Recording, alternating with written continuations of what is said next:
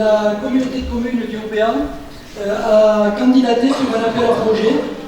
C'était à la fin de l'année 2017, un appel à projet lancé par l'AFE, Agence France Entrepreneur.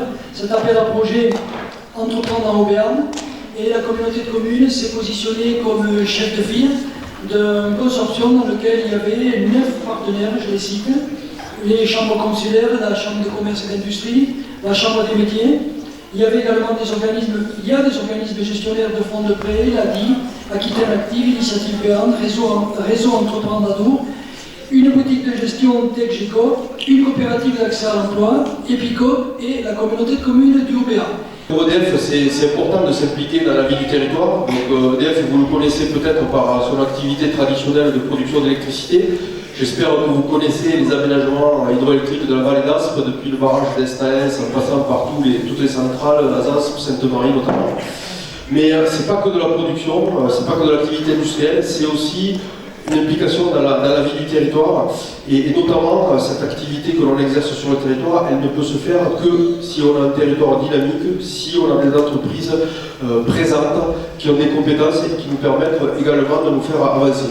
C'est dans ce cadre-là qu'on mène des actions au travers de l'agence Une rivière du territoire, et c'est dans ce cadre-là qu'on est partenaire de cette opération, parce qu'on est convaincu qu'il faut donner le goût d'entreprendre rapidement, jeune, et on espère que ce genre d'initiative vous permettra peut-être de développer vos idées sur le territoire, c'est complètement le but, et donc on espère qu'il y aura une suite à tout ça.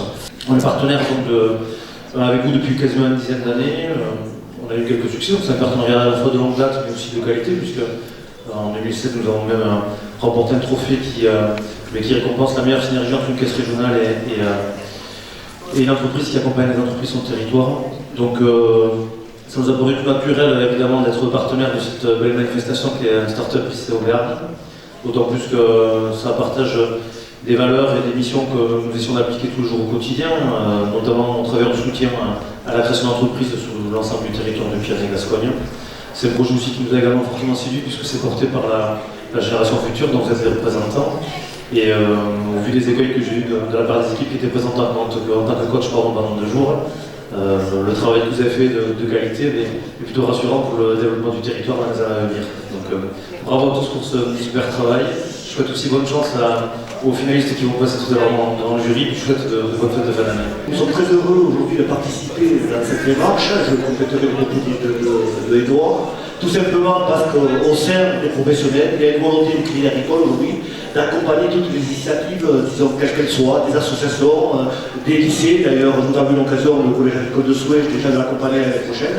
Donc moi, ce que je vous demande quelque part, et je vous le rappelle, si vous avez une initiative très propre aux établissements, aux associations, de nous contacter, puisqu'au-delà de ce que nous faisons aujourd'hui, nous accompagnons toutes ces démarches. Et encore merci aux futurs gagnants. Bravo. Merci.